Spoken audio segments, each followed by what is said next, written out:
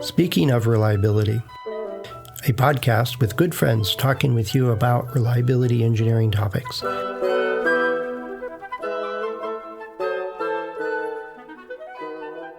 Welcome to Speaking of Reliability. This is Fred Schenkelberg. And this is Greg Hutchins. Hey, Greg. We didn't get a question for this one, but the last time we talked, and I know, and having talked to you over the years about risk and risk management and reading the articles you and your crew put up on Ascendo, is that the reliability engineering work and the quality engineering work that I'm most familiar with is really looking at a product, or I think you phrase it as a transactional level. It's basically, do we use this supplier or that supplier, or is this meeting the requirements or not meeting the requirements? Is this process stable or not stable? And we can work out what's the impact. If we have a higher than expected failure rate, for example, we can work out the numbers of that pretty straightforward most of the time. But in our last discussion, and I know from our previous my reading and our discussions, that there's more and more emphasis, and you mentioned it last time we talked, is that there's the SEC is basically saying, hey, you need to put in your filings as a public company. What's your risk? I don't remember the right phrase for it. What's the material risks that are facing you, I think, or something like that.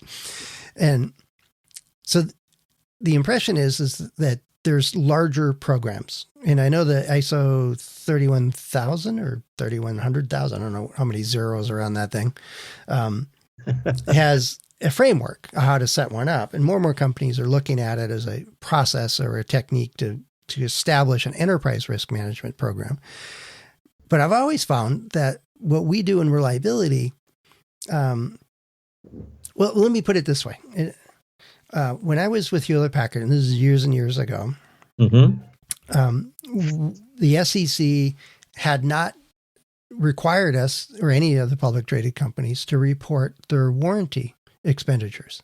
And so companies like Enron and others, and I think Firestone and a few others, played games with using their warranty budget to even out their apparent profits over time, kind of thing. And so the SEC says, no, you stop that. You have to report it now. But before it was started being reported, I started asking questions as a reliability engineer working in the company, saying, well, how much do we pay in warranty? And the senior, there'd be a senior exec would be doing a presentation somewhere, and is there any questions? And I'd raise my hand and say, yeah, so how much warranty are we paying? We're a $40 billion company. How much are we paying because we got it wrong? And usually they look like deer in the headlights because they didn't know. And so I walked into the financial area of the corporation headquarters because I was working across the street from there. And they have the nicest carpet and nice lush plants and all that stuff. They live pretty high in the hog. And I asked a bunch of people and finally got somebody assigned because they got tired of me pestering them. Some financial guy got assigned to go figure it out. And about 3 months later, he came back and said, we're paying, I think it was 4% of net revenue in warranty, was his estimate. And in context, we were spending about 7 or 8% of net revenue in R&D. I mean, all the engineering, all the managers, all the programs across the $40 billion company at that time. And so it was half of the budget of what we spent to develop products was being shipped out the door in little bundles of, I'm sorry, we screwed that up. And so, so I made a chart because I think it was the early 80s. Yeah, it was early 80s. The CEO at that time says, hey, warranty's out of control. We got to fix this. And it was about 4%. And they worked on it for a decade with senior level management paying attention to it, opening meetings with it, always asking about it. All kinds of work was done. And it got down to like 1.5%, 2% of net revenue. in the meantime, they also included a whole pile of consumer products. They went from a test and measurement company to a consumer products company, essentially. And so they got really good at making good products that lasted through the warranty period at least, and often much longer. And then they said, all right, good, we're finished with that. We don't have to worry about that anymore. And then they didn't track it at all for 5 years until I got around and said, well, what is it? And it was back up to 4%. And so we created this little chart that 80, it was at 4%, 90, it was at 1.5%, at 90, in 1995, 96, it was back up to 4%. We called it a V chart. And it got the senior management to pay attention to it because now it was material. They could see that if they pay attention to it, they could save $1 billion a year. But nobody was reporting it. Nobody cared at the SEC side of it. So part of what my question to you is, Greg, and there's a long preamble coming into this, sorry about that, but it's, as a reliability person, we do work on things and pay attention to things that really can be material to the company. And the risk of creating poor products or bad products has an impact beyond just warranty. Yeah, we might have supply chain issues, we might have everything else, but if that supply chain issue means we use crap parts and we ship out products that create doubling of our warranty, well, that's a problem. But how do I, other than just by persistence, fit into a larger reliability or a risk management program with these reliability issues that I typically have to deal with? Wow. So I'll give you a very quick, blithe answer, and then I'll give you a more in-depth point of view, if that's okay. Sure. Basically, folks who do product or quality-related stuff will bill out at X dollars per hour. Let's say $200 to maybe $300 an hour. On the other hand, people who deal with materiality issues at the enterprise level, their bill rate will be $800 to $1,200, $1,400 an hour. All right. So you're saying us reliability folks are just not getting paid enough? What I'm saying is reliability, bummer. us reliability and quality folks, and I'm putting myself in that same bucket, we need to have an enterprise point of view. So one of the things that I'm doing, and I'm doing it tomorrow, I did it last week, is I'm running around the country giving these quality talks to quality professionals and probably some reliability, and basically saying that if you change your point of view, you can double your salary. And there's data to support that, and you probably have seen it in my talks. Mm-hmm. But basically, the product perspective is hugely important. But if you move up to the process level, to the business unit, and to the enterprise level, that I think gives you more cachet, more credibility, more value, gravitas to the organization. Well, with this, I mean, an example of what I did when I was at HP was and it was more the credit to my boss, but it was our team that brought it up, and he went and figured out how to implement it. That the procurement organization, like many, many procurement organizations, basically got their bonuses if they cut, year over year cost of acquiring all the materials that we use to build products, if they cut it by 10%. Right? But it wasn't tied to that if the product worked or not. There was no balance to it whatsoever. They could cut prices or cut costs or, get cheaper parts. And we had evidence over and over and over again that it just showed up 10x in downside costs to customers and warranty expenses and call center things. And so what happened was that we had the data to show that connection, which wasn't hard to do. And we went to the senior staff and said, you need to change the bonus structure so that it's tied to warranty. If you use cheaper parts and the warranty doubles, you get no bonus, or, some formula like that. And, the procurement guys weren't too happy about that, but we also got a whole lot more attention to actually getting parts that worked rather than the cheapest.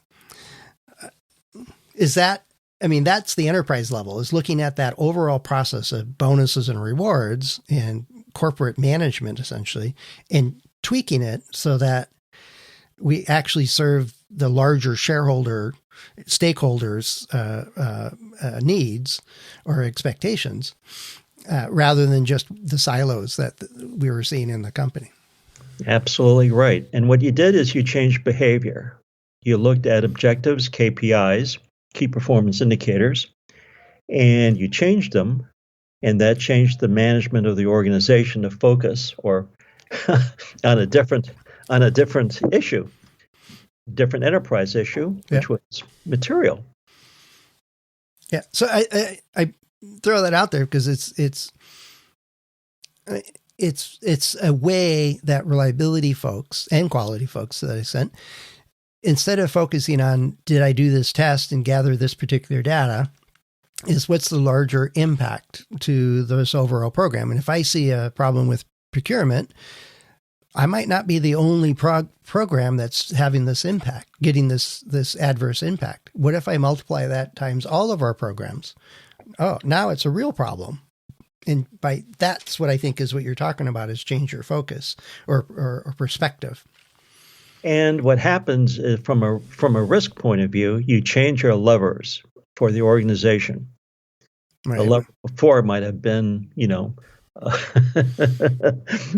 your throughput? What's your quality, AQL level, acceptable quality level? Now you're changing the levers of the organization through risk rewards, KPIs again, right? Yeah, well, there's KPIs, but the KPIs are, that might be a subject for another discussion. How do you use those measures or monitoring devices well? In this particular cases, they were very tied directly to bonuses. And so we found that if you change the KPI and it's not tied to your bonus, they'll pay attention to the KPIs that are bonus related. And, or the ones they favor the most or they can do easiest. But when it was one that was tied directly to their bonus, all of a sudden people started really paying attention to it. And you changed the behaviors in the organization, the risk rewards in the organization. Mm-hmm. Well, we didn't do that. We made that recommendation and supported it rather vociferously, another one of those long syllable words, to the senior staff, the president and senior exec level CEO and her suite. And they said, yeah, that makes sense. Let's do that. And so then they paid some consultant a whole pile of money to figure out how to do it, but whatever. But let's take that theme for a second. When and your story is great, Fred. When you do that, you're basically changing the levers in the organization. Mm-hmm. The levers are really control points. Control points of what? Monitoring and treating and evaluating risk. Right. Connect that. Because one of the things that, and I'm not going to get philosophical here, but risk and control, risk and reward go together. They're basically opposite sides of the same coin. Right. You can't have reward without risk. You can't have risk without reward. Much the same way, you cannot have risk without control. And using risk and control at the enterprise level is basically the way to manage, one way to manage, I should say. Right. Because those are the levers to change things, or to do things, to develop new products, But there's also an aspect of it where those levers become the control points. By paying attention to them, provide alerts or signals that something's working or not working. Absolutely. That's what signal to noise ratios mean. Right. You want to focus on the material elements, not the insignificant many, Right. I don't want to get philosophical, but all this stuff is interrelated. And what it really comes down to is everything's going to be risk-based in an organization. And we, as reliability quality professionals, if we understand that, I think we're going to be in a much better position to help ourselves, help the organization, and basically add more value. Well, here's another scenario that I've run into, and I is in a factory. Uh-huh. And I'm using a stereotype here that I think a good part of our audience here would understand, is that if you're in a factory and the operations manager is looking at the number of trucks being filled per day and being shipped out, right? Meeting orders or shipping orders, basically, throughput or volume, completed or whatever. And if that's the primary measure, is this factory working efficiently? Are we meeting our targets? Are we sending enough widgets or bottles or whatever out the door? Then they're good.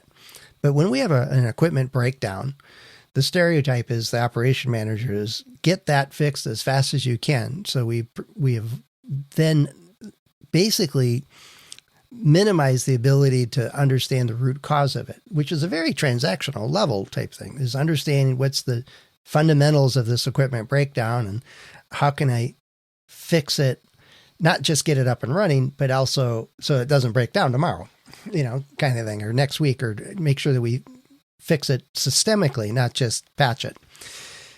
But the pressure in many, many organizations is get it running and not do it right. And so it's how would you pivot that scenario so that you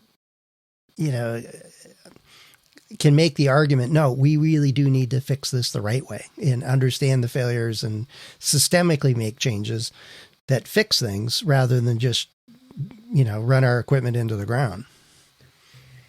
Wow, that's a loaded question. So I've been an operations manager. I've also run $100 million jobs. And there's this classic issue of operations or project management. You have the triple constraints: schedule, cost, quality. Right. And you can basically manage two simultaneously. So you can manage cost, and you can manage, say, schedule. But what happens? The quality is going to go down the tank. Right. What happens quite often is, and I've been guilty of this as an operations or project manager, is the the cost and the schedule drive everything, and what happens is quality goes down, and in this case, change orders go up. So the equivalent of in a project, quality, the equivalent of quality is normally cost or change orders.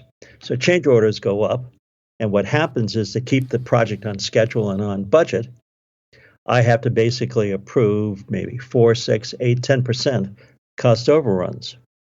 And what happens is quite often the fixes tend to be situational, tend to be not root cause, but symptomatic fixes. Yeah, well, I call them duct tape and baling wire fixes. Same thing, friends. Yeah. Same thing. But again, if the two issues, for me, the project manager or the operations manager, is to get that equipment running, again, cost and schedule, quality will be the third part of the triple. Right. But let's say I understand that. You're my operations manager. So how about this? How about if I walk in and say, all right, last week was bad. We were at 80% of the volume you expected. And you'd probably go, yeah, what do you got to work overtime and keep the plant running or whatever. We got to make these numbers. But what if we say, if we actually had the budget to maintain this equipment properly and lay out what that means and how much I expect it to cost, we would go from 80% volume of our targets per week to 95%. And that equals that much more throughput for you or whatever. Or we could phrase it as the probability of a breakdown during a shift goes way down if we can have the time and the resources and tools to actually properly maintain the equipment. So if I can phrase it as the benefit is that, yeah, we can make these numbers. The equipment is capable of doing that if we maintain it correctly. Let's get rid of all these patches and baling wire type things and actually get good parts in here. The solution then is that if the demand is there, we're going to be running 3 shifts, 2 production, 3rd maintenance.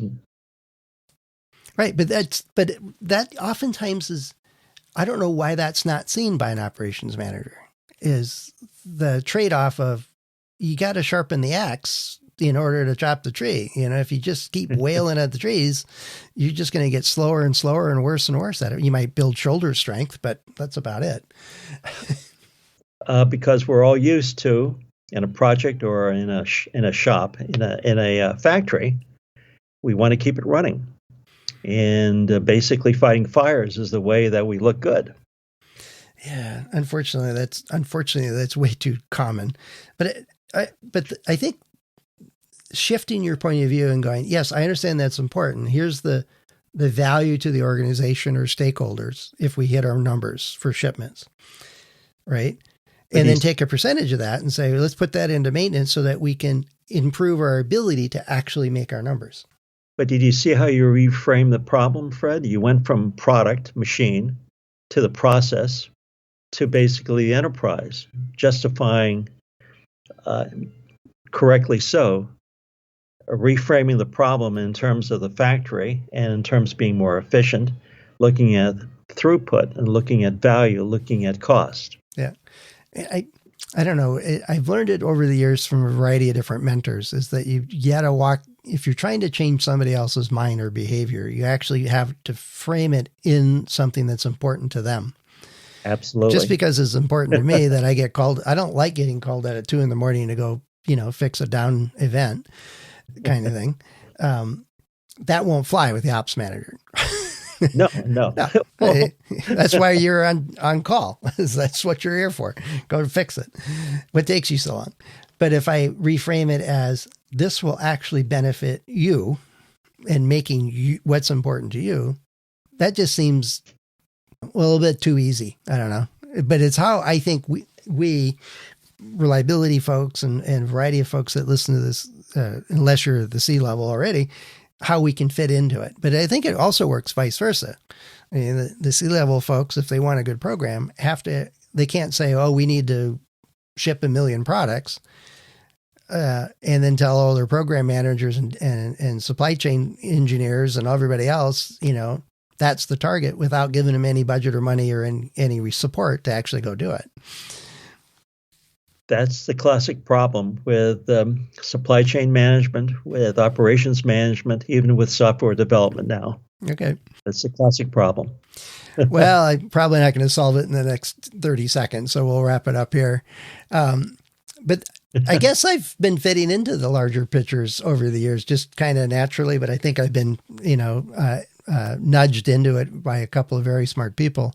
But it's also, I found, talking value or what's important to the other person or with them, what's in it for them, for me, I think is the way it's said, but what's in it for them is the way I think of it, really can go a long way to helping people understand the risk. But it also, if it's not material, if it's not important to the organization, why bother? We're not going to go anywhere with that. So quick story. Probably the final one. My daughter's being interviewed now for internships, and I've been giving her the WIFM mentality or message. And she had an interview last week, and what she said was, the guy said, okay, well, why should we hire you, essentially? And she basically came up with WIFM for you. What's in it for you by hiring me? So, in other words, help me help you make money. So anyway, just a thought. Did you get hired? We'll find out this week. All right. Cross our fingers. Cross your fingers. All right. Sounds good. All right. Well, thanks, Greg. If you're listening to this and if you're looking at, how do you fit into the larger programs within your organization and the risk management, which, as Greg, you said earlier, is a way most senior management does their business anyway. Now there's frameworks and other processes to wrap around it, but it's still managing risks and risk and reward systems. But if you're listening to this and if you got a question for us or an idea or a topic you'd like us to talk about, let us know. Join the conversation. You can do that over at accendoreliability.com/go/SOR. You can leave us a voice message or you can leave us a written message. Greg and I and the other hosts of the show are available and look forward to hearing from you on LinkedIn or on our About pages where we have lots of contact info. So we do sincerely look forward to hearing from you. So, well, thanks, Greg. I think I I think some of the examples I laid out for you is I've been kind of doing this already, but didn't really realize it. Yep, you have. And I just want to second your thought. If you got any suggestions, folks, bring them on in. Want to hear them. Yeah, definitely. All right. Thanks, Greg. We'll talk to you again soon. Thank you, boss. Appreciate your time. Bye. Cheers. Thanks for listening to Speaking of Reliability. We invite you to join the conversation. If you have a question or a topic that you think we should discuss in a future show, please let us know. You can find a comment box below the episode show notes, or just leave a note as part of a review on iTunes.